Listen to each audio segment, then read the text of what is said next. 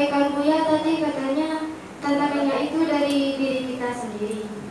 Kalau misalnya kita itu ragu apakah kita ini benar Ahlus Sunnah wal Jamaah, itu bagaimana? Sekian dari saya. Wassalamualaikum warahmatullahi wabarakatuh.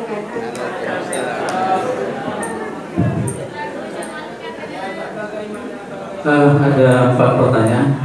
Mungkin beliau sudah menangkap seluruh sisi pertanyaan itu. Bahwa dipersilakan. Hamba Allah, saya juga hamba Allah. Strateginya gimana? Yang itu, yang sabar hamba Allah. Kita juga sedang memetakan strategi karena kita habis diporak-porandakan. Maka strategi yang paling bagus, strategi yang diistikharahkan, bukan strategi yang cuma dipikir-pikirkan. Ijtihad, sebenarnya ijtihad itu kata Ibnu Arabi, Imam Syafi'i itu ijtihad, itu isinya wahyu, tapi wahyu ilhami. Karena yang boleh mengatakan halal haram itu cuma Rasul. Imam Syafi'i bukan Rasul. Maka dibungkuslah, diganti istilah wahyu itu menjadi ilham. Ilham diganti menjadi ijtihad. Ilham para sufi, ijtihad para usuli. Imam Syafi'i ketika menghadapi tantangan zaman itu, apakah dia buat strategi dulu atau bergerak dulu? Nah, maka berbeda antara beliau dengan Abu Hanifah. Abu Hanifah minal fuqaha, gerak dulu baru munculkan kaedah cuma di dalam pikiran, yang ada cuma hurufnya. Beda dengan Imam Syafi'i, harus kaedah dulu.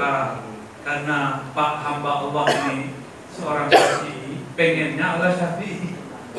Kadang-kadang kita harus nyebrang mazhab, karena mazhab itu rahmat. Bisa kita pinjam sistem Imam Abu Hanifah.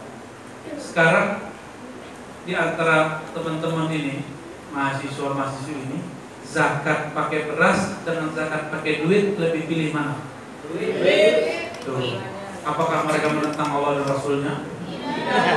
Kalau di fikih nggak diterima. Di fikih Syafi'i berasnya dibeli, ya sama main-main aja. Pak Kiai, Lora, saya beli beras. Nah, berasnya dibeli, terus saya zakat dengan beras. Ini kan gak efektif, menghabiskan waktu. Sekarang sudah 5 poin, masih begitu. Oke, menjaga tradisi boleh, tapi jangan dipukul rata. Di pesantren, di kampung-kampung, apa di kota nggak bisa. Orang time itu 1 menit itu nilainya besar, ya. Kalau harus cuma mau beli beras, jual hasil. Saya berzakat dengan beras, kelamaan. Sekarang itu lembaga zakat sudah minta restu kepada para ulama seluruh dunia. Bolehkah berzakat lewat pencet-pencet? Langsung? Senang ya dapat transferan ya? Dulu orang ditanya pilih makanan pokok atau dinar dirham, mereka pilih makanan pokok. Karena kalau duit belum tentu bisa laku, karena barangnya nggak ada. Mereka pilih barang. Sekarang barangnya lebih diperlukan daripada dulu. Zaman saya makan berkat tur kita. Zaman sekarang berkat habis orang tahlilan nggak disentuh, malah ditaruh di jalannya. Gengsi mengambil, atau nggak langsung nyampe di rumah cuma disimpan nggak dimakan. Benar nggak? Beda sama zaman-zaman dulu. Berkat itu betul-betul dianggap berkah, habis didoain. Sekarang orang nggak percaya berkah, cuma jadi uruf tradisi. Jadi saya pulangkan kepada Bapak, karena Bapak sore sudah tahu jawabannya. Mau ala Abu Hanifah, jalan aja dulu, ntar ketemu polanya. Atau mau buat pola dulu. Kalau ingin buat pola dulu, akses rohani kita harus mirip-mirip Imam Syafi'i, membaca sebelum terjadi. Ya, harus sanggup begitu. Di ekonomi orang berani, ini kan ada ekonomi ya. Contoh, 2030 diperkirakan bensin sudah nggak ada, maka orang semua beralih ke listrik. nah, itu secara ilmu ekonomi. Dalam ilmu eskatologi nanti terjadi dukhon. Kalau terjadi dukhon, bolong itu ozon, maka hancurlah satelit. Orang nggak bisa lagi main handphone. Itu mobil-mobil karena pengaruh ozon, kena logam, rusak semua. Itu ilmu eskatologi. Ilmu apa lagi? Ilmu rohani, beda lagi. Beda pendekatan, beda pendapatan. Tergantung mau yang mana, Pak. Dan saya tidak dalam rangka merumuskan. Saya siapalah kita? Kita cuma ngembangin, kita bagi-bagi. Bapak nanti coba lihat sendiri. Untuk Pamekasan cocoknya apa? Ya. Di mana-mana kelompok yang jadi muskilah lil muslimin Wahabi. Itu diakui oleh Syekh Ahmad Karim, siapa namanya? Itu doktor di Al-Azhar. Dia menemukan semua mazhab dapat saya pertemukan kecuali satu mazhab, mazhab la mazhabiyah, yaitu kelompok Wahabi. Itu udah masuk belum ke Pamekasan? Kayaknya nggak laku ya. Tapi nggak masuk di dunia nyata, masuk lewat handphone. Ini kabar buruk. Aparatur negara kita seperti polisi, TNI pun kesusupan, kan nggak bisa diatur. Anggotanya itu nonton apa bisa diatur nggak? Mau tidur nyetar apa, bangun tidur nyetar apa, nggak bisa diatur. Jadi aparatur negara kita sudah mulai kesusupan itu. Dan saya menemukan di lapangan, mereka ada yang tidak senang sama kita, malah kemudian ingin mempermalukan kita. Di kampung saya sendiri, terjadi itu. Jadi kita merasuk kemana-mana ini. Pamekasan insya Allah kiainya masih banyak ya. Semoga aman, tapi jangan merasa aman. Ini bisa berubah cepat. Cara berubahnya nggak perlu pakai maulid, pakai politik selesai. Karena untuk menghancurkan aswaja kultural tidak dengan menghancurkan kultur, masukkan virus baru, kecenderungan politik. Maka cara strateginya ajarkan, dewasakan umat bahwa politik bukanlah agama. Ini kampanye saya dari kemarin, dari tahun-tahun sebelumnya. Agama mencakup politik, tapi politik jangan diagamakan. Beda politik, bukan beda agama. Kita beda mazhabnya. Ini saya buka aja. Saya mazhab Syafi'i. Tapi bagi saya satu dan istri tidak membatalkan bagi saya. Tapi saya tidak memfatwakan untuk orang lain. Itu udah beda loh Syafi'i kita. Dalam Syafi'iyah saya, doa kunut itu tidak mesti dibaca setiap subuh. Boleh dengan dibaca. Itu beda kan mantu? Dulu setelah saya belajar ke Syekh Taufik, beliau mengatakan kalau ketinggalan kunut dianjurkan sujud sahwi, ya sesuai dengan di kitab. Tapi kembali lagi, itu kan tidak bagian dari rukun. Syafi'i ini sudah macam-macam. Terus antum tadi mengatakan kalau zakat fitrah lebih senang pakai flus, masih Syafi'i. Udah nggak Syafi'i, dan itu rukun loh ya zakat. Kalau nyentuh suami istri itu nggak masuk bagian daripada hal-hal yang urgen. Yang urgen zakat, rukun keberapa ya? Dan kita merubah paradigma. Dulu tidak laku ini fatwa, tapi sekarang fatwa itu laku di mana-mana. Diterima semua mazhab. Maka fatwa Abu Hanifah sudah menjadi fatwa mazhab Syafi'i. Iya. Orang sudah mulai minjem metodologis namanya. Ustaz ini menghancurkan mazhab kita. Bukan begitu. Imam Syafi'i dulu bermazhab apa? Maliki. Benar nggak? Terus beliau belajar ke Muhammad bin Hasan Syaibani, Hanafiyah. Banyak kok mazhab Imam Syafi'i. Kalau benar kita di manhajnya Syafi'i, kita akan belajar banyak manhaj. Gak takut dengan mazhab orang lain. Setelah itu beliau belajar mazhab Ja'fari. banyak yang dipelajari oleh Imam Syafi'i. Nyampe di Mesir beliau ketemu mazhab Laitsi, Imam Laits bin Sa'ad, kawan Imam Malik. Inilah mazhab final Imam Syafi'i, dipengaruhi oleh Imam Laits. Nggak ketemu, cuma ketemu muridnya. Disebut mazhab al-wasati, mazhab yang menggabungkan antara ahlul ra'yi, ahlul hadis. Jadi itu Laitsi. Jadi Imam Syafi'i udah gabung berapa mazhab tuh?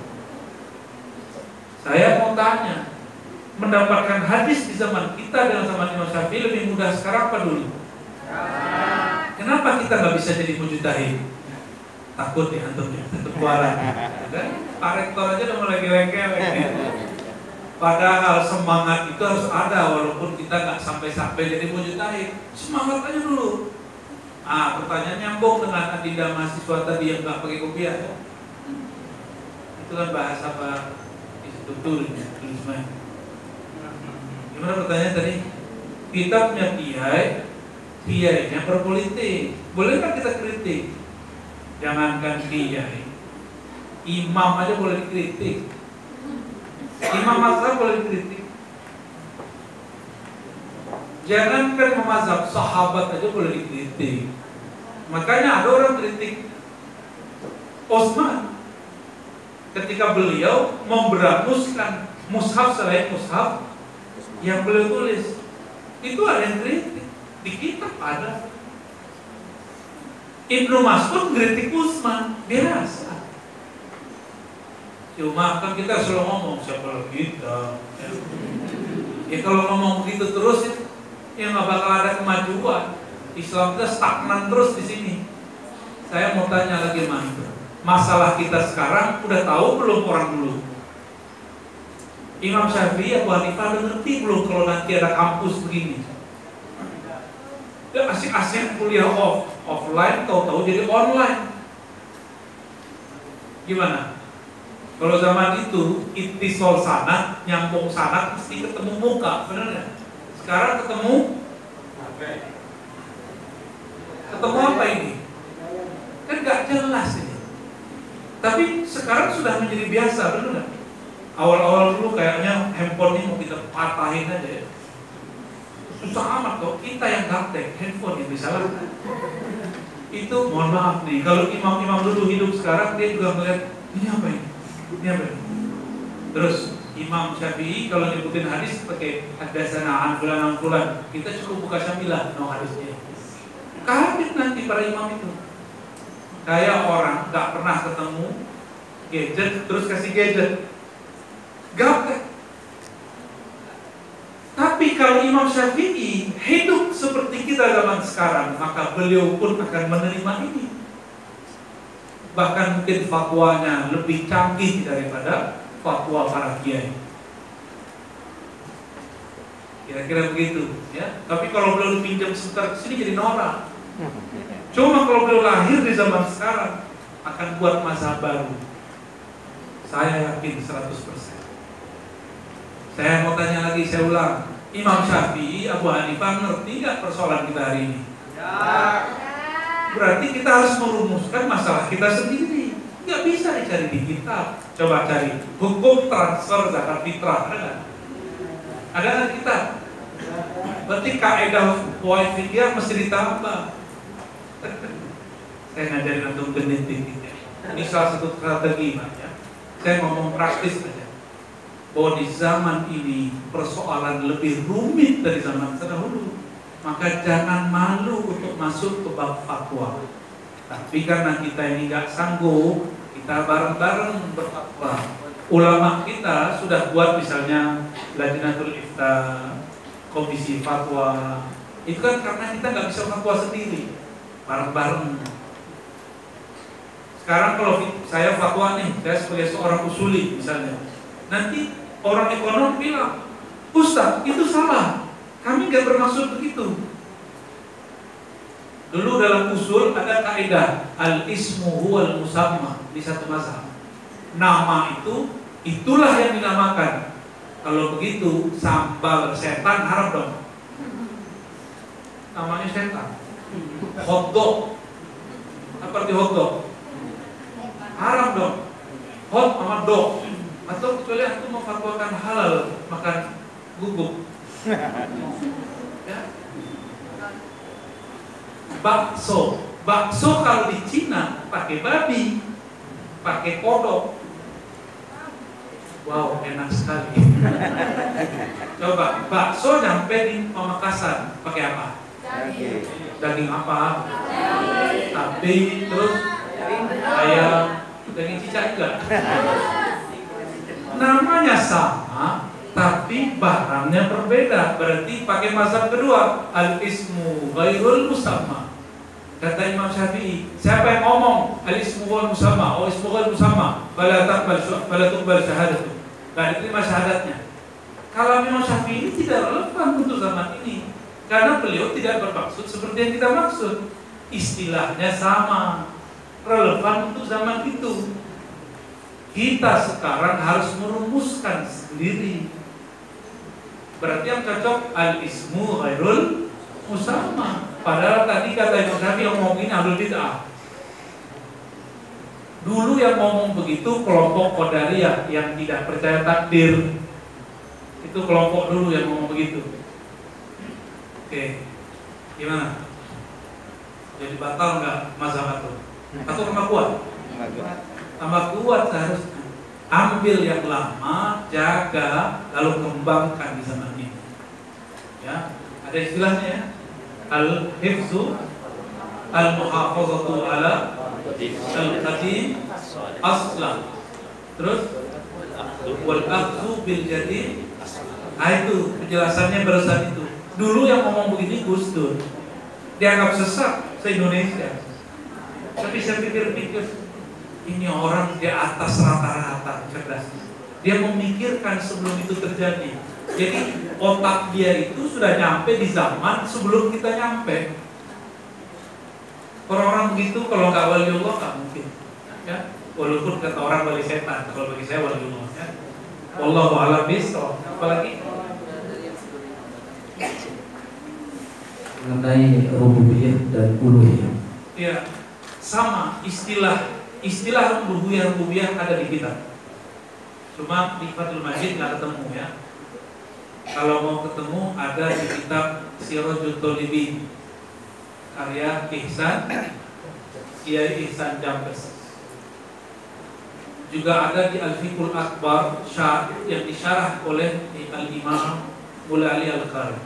Kita harus sunnah semua. Cuma mereka tidak bermaksud seperti yang dimaksud oleh Ibnu Taimiyah. Ibnu Taimiyah mengatakan tauhid yang diterima tauhid uluhiyah. Rububiyah nggak diterima, nggak cukup. Rububiyah itu meyakini bahwa pencipta hanya Allah. Uluhiyah hanya menyembah Allah. Bagi Wahabi, tawassul itu menyembah. Kalau orang mengatakan la ilaha illallah tapi dia masih tawassul, berarti dia belum uluhiyah. Versi siapa? Wahabi. Bagi kita itu satu paket. Maka saya tanya malam tadi ya, di mana nama tempatnya? Pamekasan Utara, sih. Oh, bapak-bapak yang tawassul ini nyembah Rasul atau nyembah Allah? Semuanya sepakat nyembah. Gak ada yang nyembah. Gak ada yang nyembah yang ditawassulin. Gak ada. Kita tawassul karena cinta, bukan karena kita menyembah mereka. Jadi mereka punya definisi sendiri, Pak. Bagi dia al-ismu huwa al-musamma. Jadi dia buat definisi sendiri, dia haram-haramkan sendiri. Saya ini bukan orang NU, Pak. Ini saya kasih tahu ya. Di NU ada satu jargon Islam Nusantara. Di kampung saya itu orang benci semua dengan NU, plus dengan kecuali beberapa kelompok, plus dengan jargon Islam Nusantara. Dalam sebuah ceramah di Pekanbaru dan di Sumatera Barat ya, Pekanbaru di Riau, ada orang nanya, Ustaz, itu Islam Nusantara itu susah. Kebetulan ada pengurus cabang wilayah NU di situ. Tunggu Pak penanya, kita konfirmasi dulu kepada orang NU. Maksud Islam Nusantara apa? Lalu dijawablah masih Pak Kiai, Islam Nusantara adalah akidah Ahlussunnah Asy'ariyah Maturidiyah bermazhab fikih dan bertasawuf. Saya tanya lagi, Bapak definisi Islam Nusantaranya apa? Islam Nusantara itu sholat pakai bahasa Makassar, sholat pakai bahasa Madura, bahasa Jawa. Saya tanya lagi, itu definisi Bapak dapat dari WA atau dari ADRT-NU? Dari WA. Jadi wajar. Akhirnya buat definisi sendiri, batalkan sendiri, unlike sendiri, sama dengan Ustadz pengen terkenal, pengen viral, video diri sendiri, posting sendiri, tonton sendiri, komen sendiri. Masya Allah, teman-teman. Sama dengan itu, ya. Paham maksudnya ya? Paham sekali atau 2 kali. Jadi uluhiyah rububiyah ini beda kelompok, beda istilah. Saya juga punya istilah uluhiyah rububiyah. Uluhiyah itu Allah mengesahkan dirinya dengan ahadnya dalam zatnya sendiri. Bertolak sendiri, kita nggak ada. Itu ahadiyah, uluhiyah. Ada yang kedua, rububiyah. Rububiyah itu Allah mengesahkan dirinya dengan menggerakkan lidah-lidah makhluknya, menggerakkan rohani makhluknya, hanya menyembah dirinya. Kalau nggak Allah gerakkan, kita nggak bisa menyembah.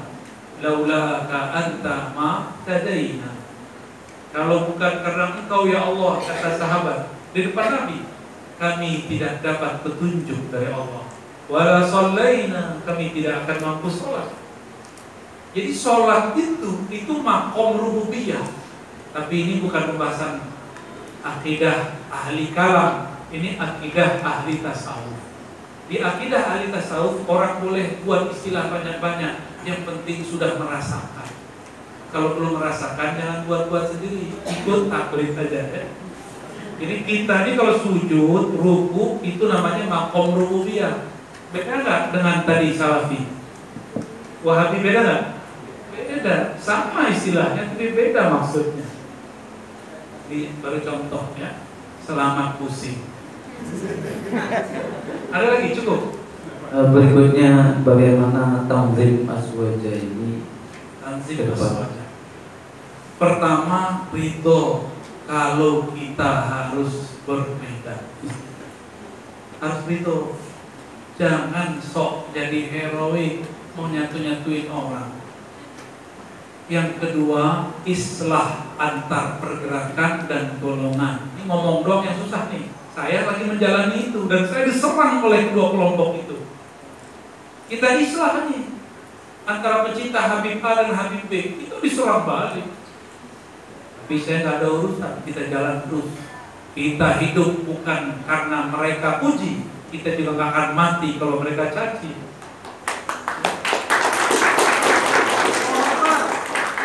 Allah apa? Yang tepuk tangan bingung, mau lapar bingung, mas. Yang ketiga, ini yang berat. Yang dapat menyelesaikan masalah akhir zaman itu cuma satu imam, dan itu diakui oleh semua agama. Mau agama Buddha, Hindu, Kristen, Yahudi, apalagi Islam. Mereka menyebutnya juru selamat, Mesias. Kita menyebutnya Al-Mahdi.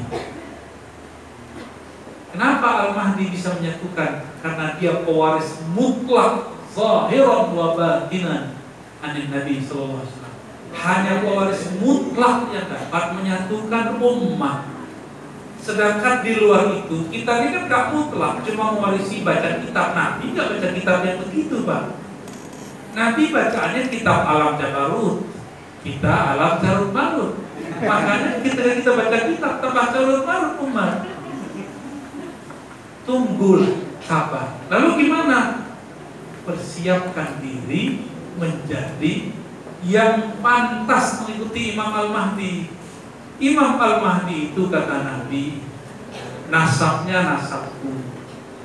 Berarti jangan jauh-jauh dari zuriat Rasulullah. Masalahnya zuriat Rasulullah beda politik. 101, satu lagi 02. Ini sebenarnya sindiran. Sindiran apa? Bahwa sunnatullah hatta zuriat Nabi pasti berbeda. Apalagi cuma zuriat Syekhana Khalil, Zuriat di sini kalau apa? Syekh Abdul Hamid ya? Pasti beda. Padahal bau badannya sama, ya kan bau oroknya sama. Tapi pasti beda kan yang masuk di sini beda. Itu akan berbeda. Siap nggak dengan berbeda itu? Ya. Orang yang nggak siap berarti nggak ridho, batal dia baca raditu billahi robba. Masih ingat Allah mengatakan, walau syaa Allah la ja'alakum ummatan wahidah. Kalau Allah mau, Allah jadikan kamu satu umat. Oleh karena itu, tanzimnya tadi ada 3 ya. Akidah Asy'ari, tanzim akidah nih. Biar yakin gimana nih? Berguru bersama, nanti kamu yakin. Jangan cuma pakai YouTube atau ngaji lewat jalan jauh, jangan. Harus bersanad. Pastikan sanad kita nyambung. Ya. Jadi yang pertama apa? Akidah Ahlussunnah wal Jamaah. Yang kedua bermazhab fikih. Yang ketiga bertasawuf. Tasawuf ini terbagi 2, Pak. Ada tasawuf wirid-wiridan, ijazah-ijazahan, qabil tu hahaha. Amin tuh, ada yang mau tuh ya. Tinggal itu datang ke rumahnya malah. Oke. Terus yang kedua ada thariqah, bukan thariqah wirid tapi thariqah warid. Warid itu turunnya ke dalam ruh. Ruh baru menyampaikan ke dalam qalbu. Maka thariqat ini thariqat ruh. Kajiannya lebih banyak daripada talqinnya. Ngaji ma'rifatnya lebih luas daripada wiridannya. Ini pencirian di akhir zaman.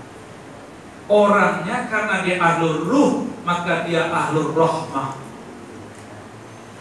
Dia pasti ahli kasih sayang. Orangnya tidak pendendam. Orangnya sayang kepada semua makhluk. Bahkan saking sayangnya Allah izinkan nanti mereka berbicara dengan pohon ketika nanti Dajjal keluar. Saking sayang kepada makhluk. Ini baru bicara sama orang itu belum.